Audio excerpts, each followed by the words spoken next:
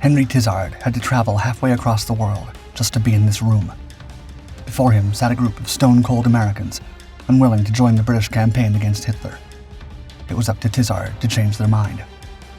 Across the Atlantic, the Luftwaffe was tearing London apart, thousands of fighters and bombers drenching the city in fire. Everyone knew they could not hold out forever. Tizard was willing to offer Britain's most guarded military secrets in exchange for American aid, but the officials remained skeptical. Tizard knew his mission was slipping away. He had no choice but to hand their hosts Britain's top weapon. Without another word, he pulled out a plain metal box and set it on the table. The moment the Americans opened it, they could barely believe it.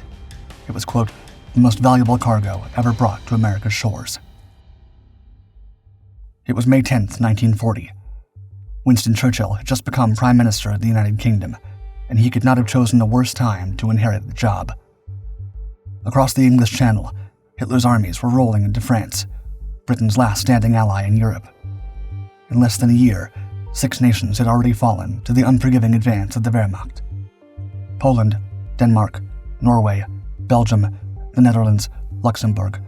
Not a single foreign army had managed to hold the line against Nazi fire for long, and there was no sign that it would be any different for France. Commanders threw infantry and squadrons into the fight, but when Churchill arrived in Paris just 6 days later, he realized all hope was gone. Churchill witnessed as government offices burned their own archives, and evacuation plans to empty Paris before the German arrival were drawn up. When Churchill asked General Maurice Gamelin, the commander-in-chief of the armed forces, about France's strategic reserve, there was no attempt to conceal the truth. Quote, there is no longer any. Churchill returned to Britain, hoping for a miracle. But by 1940, Europe had none left to give. Not only did Hitler's forces claim more ground with every passing day, but even the waters around the British Isles had become infested with U-boats. Wolf packs prowled day and night, seeking to sever Britain's lifeline to the outside world and strangling any hope of an amphibious counterstrike.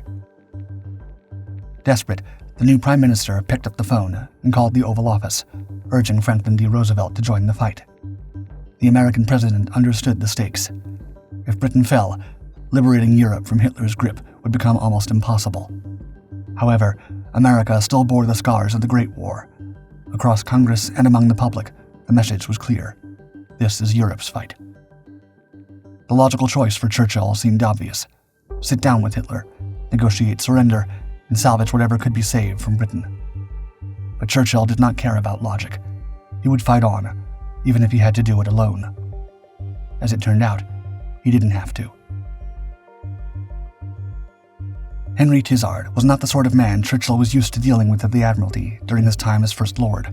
Although Tizard had once dreamed of following his father into the Royal Navy, poor eyesight had prevented him from joining the armed forces. Instead, he threw himself into the world of science, studying mathematics and chemistry at Westminster and Oxford. However, his passion for military life never let him go. Tizard made knowledge his weapon of choice. He fused science with strategy, developing cutting-edge technology and experimental fighting tactics that could tilt the balance on any battlefield. By the outbreak of World War I, he was already a respected figure in aeronautics. He joined the Royal Garrison Artillery, where he was asked to design innovative training methods, and then transferred to the Royal Flying Corps to test new equipment. His eyesight still wasn't perfect, but that didn't stop him from climbing into the cockpits of prototypes he'd helped design and testing them himself. As a test pilot, he could know exactly what the men on the front line felt, as well as learn firsthand what would make their aircraft faster, safer, and deadlier against their enemies. When the war ended, Tizard didn't stop pushing Britain's air power forward. By then, aerial warfare was still based on a very rudimentary form of combat. Although pilots were heavily trained, whenever they fired bursts from their machine guns, in most cases it was luck that determined if the hits landed. Tizard believed there had to be a better way. For years, scientists had theorized that radio waves could bounce off solid objects, revealing their position. No one had yet made this into a weapon of war, but Tizard was about to change that. Alongside other top scientists, he led the creation of one of the first practical radar systems, a remarkable innovation that would let Britain detect the size, speed, and direction of incoming enemy aircraft before they even appeared in the sky. Now, if Hitler brought his Luftwaffe against Britain, as he had done with so many other nations, radar could give the island a fighting chance. However, Tizard knew even this wouldn't hold the Nazis forever. So when he stepped into Churchill's chambers, it wasn't with a miraculous weapon to win the war overnight, but with a plan to bring American might into the fight against Hitler. One that didn't require asking Roosevelt to deploy American troops or drop a single bomb. The Prime Minister listened carefully as Tizard spoke. Hitler was closer than ever to reaching England's shores, yet for all his military might, there was one critical weakness in the Führer's strategy that Britain could still exploit. Confident that his blitzkrieg was enough to topple any nation that stood in his way, Hitler had largely ignored military scientific research in the war's early years. In many fields, Britain's weapons were already more advanced than Germany's, but superior designs meant little without the ability to mass-produce them. Churchill shook his head. With British factories on the brink of collapse, there was little he could do to support a weapon-building race against Germany. But Tizard never intended to build these arms on British soil. Alongside a select team of specialists, he proposed to cross the Atlantic and land in America, tapping into the vast production power of U.S. industry to create the weapons that could change the course of the war. In return, Britain would hand over its most closely guarded military technology, from cutting-edge radar systems to jet and rocket prototypes. On paper, the plan could work. Yet Churchill hesitated. Giving away the nation's defense secrets to a foreign power, even an ally, was dangerous. What if their own weapons were to be turned against them? However, as Churchill got word back from his allies in France, he understood he didn't have a choice. A month after German forces had poured across France's borders, the Allied divisions trying to halt the invasion faced a new enemy. Italy had entered the war, sending troops to attack France's Alpine line. The Allies fought back as best they could, but the enemy had superior aerial strikes and armored divisions that could destroy entire platoons in a single day. Soon, the last French defenses were surrounded, and once they fell, nothing stood between the invaders and Paris. By late June, the armistice was signed. France had fallen. Before the House of Commons, Churchill delivered a warning, quote, "The whole fury and might of the enemy must very soon be turned on us. Hitler knows that he will have to break us on this island or lose the war. If we can stand up to him, all Europe may be free. But if we fail, then the whole world, including the United States, including all that we have known and cared for, will sink into the abyss of a new dark age." Henry Tizard knew this was his call to action. The Brits were going to America. Churchill contacted Roosevelt at once. There was still skepticism on both sides, but with the collapse of Europe looming on the horizon, both men knew they had to act, whatever the political fallout might be. Time was running out. Just as Britain had predicted, once Nazi forces conquered France, their eyes turned across the English Channel, and by early July, waves of Luftwaffe bombers were already lifting off toward Britain, payloads ready to smash ships, airfields, and defenses, clearing the way for the upcoming amphibious invasion of the British Isles. However, the United Kingdom would not make this easy for Germany. Across the eastern coast of Britain, the chain home radar network served as a sentinel. These steel giants could spot incoming formations up to 15 minutes before they reached their targets, giving Royal Air Force commanders just enough time to get their fighters ready and deploy them to intercept the invader, even across heavy clouds or low visibility conditions. German pilots were stunned. No matter what direction they came from, the British seemed to always be waiting for them. At first, the Luftwaffe assumed the RAF had far more fighters than intelligence had estimated. In truth, radar meant every British aircraft was effectively worth 2 or 3, multiplying the island's aerial defenses without having to build a single extra fighter. Churchill would later acknowledge these efforts by stating, quote, "Never in the field of human conflict was so much owed by so many to so few." Frustrated, the Luftwaffe tried to knock out the radar towers, but their tall, open steel frames absorbed bombing runs with surprising resilience. Even when a station was knocked offline, British crews managed to patch it fairly quickly, bringing in mobile radar vans to cover the gap in the meantime. The system bought Britain just enough time to assemble the specialists, documents, and prototypes bound for America. But as Tizard had warned, even the most advanced British systems couldn't hold off the Nazi war machine forever. Despite mounting losses, the Luftwaffe pressed deeper every day, and by mid-September, shortly after the convoy had left Britain, German aircraft were already flying over London. Although Britain managed to hold the line, the battle was far from over. The Germans shifted their campaign to only strike during the cover of night, when RAF pilots and gunners on the ground, already firing over 1,800 shells just to bring down a single plane, would struggle even further to find them. If Britain's resistance was to survive, it needed a new edge. Henry Tizard hoped he could find it in America. The operation's official title was the British Technical and Scientific Mission. However, it would go on to be most commonly referred to simply as the Tizard Mission. The America-bound team numbered just 6 men aside from Tizard, but each one represented some of the most capable men Britain had to offer. Among them was nuclear physicist John Cockcroft, a pioneer in atomic research, and radio astronomer Edward George Bowen, whose work in radar had already proven decisive in Britain's survival. However, the actual value of the voyage lay not only in the members of the mission, but also in what they carried with them. Hidden among their personal belongings was a modest metal deed box. Few would suspect that inside it were secrets powerful enough to change the course of the war. As BBC producer Angela Hind would later explain, quote, "Inside lay nothing less than all Britain's military secrets. There were blueprints and circuit diagrams for rockets, explosives, superchargers, gyroscopic gun sights, submarine detection devices, and self-sealing fuel tanks." The loss of that simple box could have crippled Britain's defenses. Some of the prototypes were the most advanced iteration of the technology they demonstrated. There were no similar backups waiting in a safe back in London. If the ship carrying them were sunk, it would mean a severe setback in British technological development. By late 1940, it seemed like every week there was fresh news of British ships being surprised and sunk by German wolf packs. Around the time the Tizard mission left port, the merchant cruiser HMS Dunvegan Castle, part of a 45-ship convoy, was steaming near Ireland when the German submarine U-46 found her range. A torpedo slammed into her hull, sending a shudder through the ship from bow to stern. The crew tried to escape northward at full speed, but their pursuer refused to break off. A second torpedo struck squarely in the engine room, leaving it vulnerable as another U-boat arrived to aid in the hunt. Fires raged through the night, and by the next day, the Dunvegan Castle slipped beneath the surface. And the U-boat's wrath was not reserved solely for military and merchant vessels.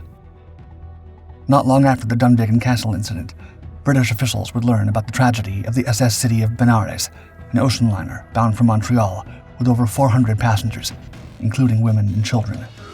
Many were evacuees who had already survived earlier submarine attacks. When boat U-60 spotted the city of Benares, the captain on board did not hesitate to strike. 2 torpedoes hit, sending the liner down into the depths. If there were any remaining doubts about how far the Kriegsmarine were willing to go, these were forever gone. It was in this tense atmosphere that the Tizard team sailed for America. Each dawn, the men scanned the horizon for any unnatural silhouette. Each glint of sunlight on the waves could be the periscope of a stalking U-boat getting ready to strike. Yet whether through the skill of the crew or just pure luck, their vessel reached the Canadian shore in early September without a scratch. The first leg of the mission was over. Now, on dry land, the real work could begin. After traveling down to Washington, D.C., the men of the Tizard mission made the Shoreham Hotel their headquarters. One room was quickly converted into an improvised command post. Desks crammed with documents, typewriters clacking, secretaries rushing between tables, all in preparation for the meeting they believed could change the course of the war. The date was September 12th. The Americans and the British sat facing each other with an inquisitive stare. The British had braved through the U-boat-infested Atlantic just to be in this very room, yet there was no certainty that the Americans, once briefed, wouldn't reject them. They could attentively listen to every detail the foreign men had to share about their most valuable technology, just to end up refusing to give up anything in return. Both delegations had to be strategic with their words, revealing just enough to pique each other's interest without handing over anything that could be turned against them. Diagrams were passed across the table, but the most prized innovations of each nation stayed locked away. The British were particularly interested in the Norden bomb sight, an American marvel that fused optics, mechanical computing, and autopilot into a single device. With it, bombers could pinpoint the release point from high altitude and have the aircraft itself guide them with greater accuracy. However, the Americans refused to concede this system. If a bomber equipped with the Norden bomb sight was shot down over enemy territory, the Germans could salvage it and turn the weapon back against the Allies.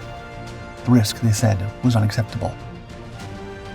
Tizard understood the Americans' concerns, but he also knew that if they came back home empty-handed, Britain would be doomed. One way or another, Tizard had to earn the Americans' trust, and the only way to do it would be for them to put all their cards on the table.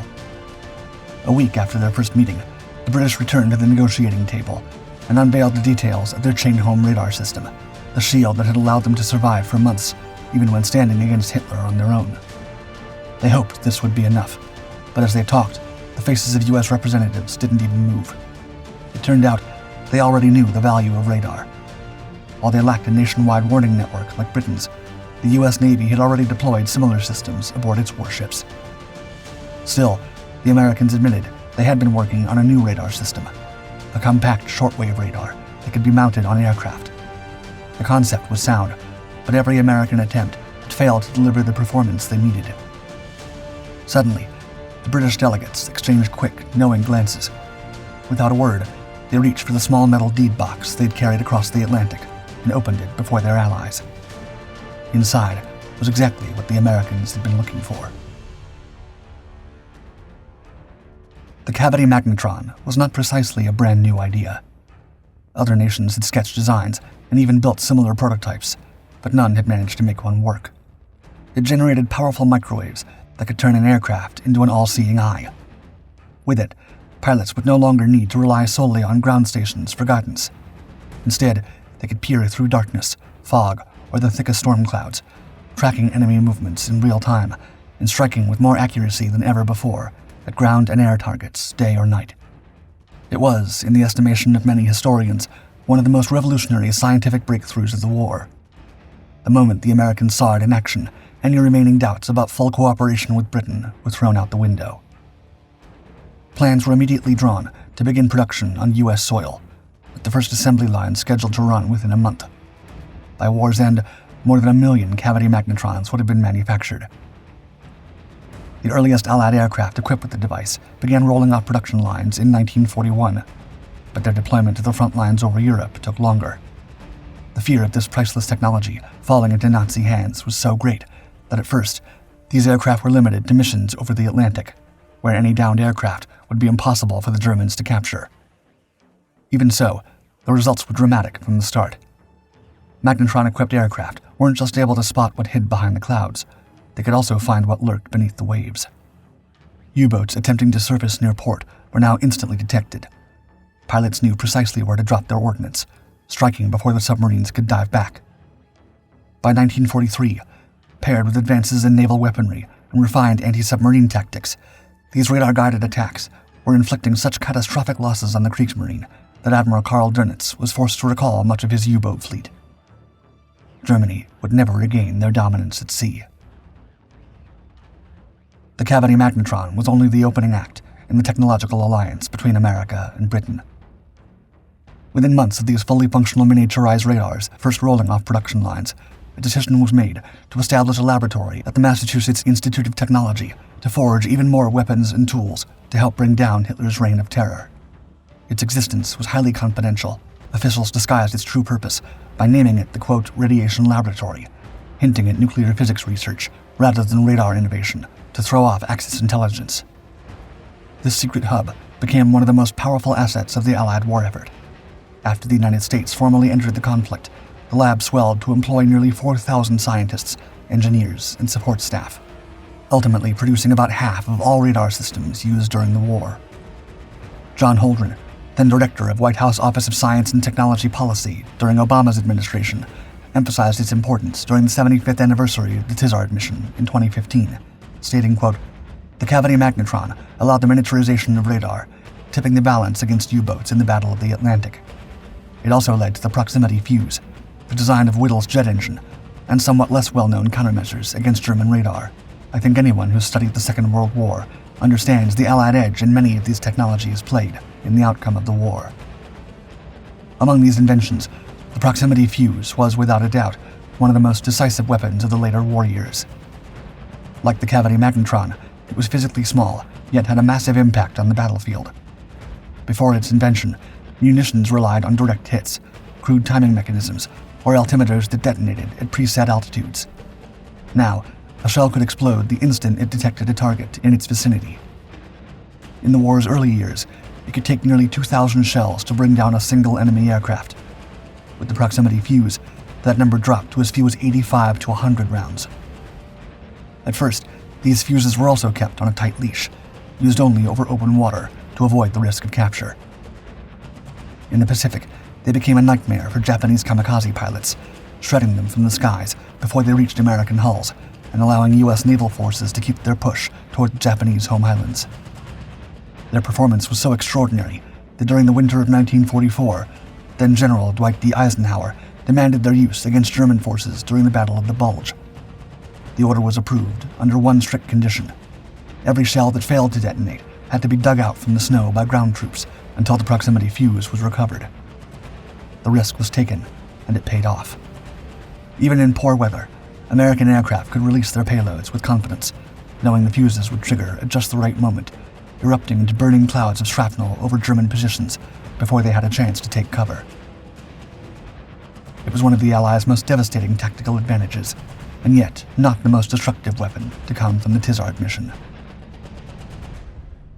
Years after the Tizard mission had ended, Vernon Gibson, scientific advisor to the British Ministry of Defence, would state, quote, "The application of significant federal resources enabled research, development, and production of military technology such as radar, proximity fuse, and ultimately the atomic bomb. So many of these technologies came with a great boost from our friends in the Tizard mission." When Henry Tizard and his team first arrived in America, Britain's nuclear research was ahead of that of the United States. Around the time Britain and the US began to exchange classified weapon information, the British concluded that the construction of an atomic bomb was not only possible, but within reach. Although British delegates were careful not to talk too much information about Britain's nuclear program during initial meetings, they gradually began to share critical insights. By 1941, U.S. scientists had already obtained a copy of the Maud Report, containing all the British findings regarding the creation of an atomic bomb. The Manhattan Project would soon be born, surpassing all British nuclear research and allowing America to take the lead in the creation of the most devastating weapon ever used in combat. The cavity magnetron and the proximity fuse helped the Allies crush Germany's war machine. But it would be this last creation that would finally end the Second World War. The legacy of Henry Tizard and his mission would carry on for decades, its breakthroughs fueling further international scientific partnerships, laying the groundwork for organizations like NASA and NATO to be born, and driving the development of new weapons, some so advanced that the bombs dropped in Hiroshima and Nagasaki would in time seem like relics.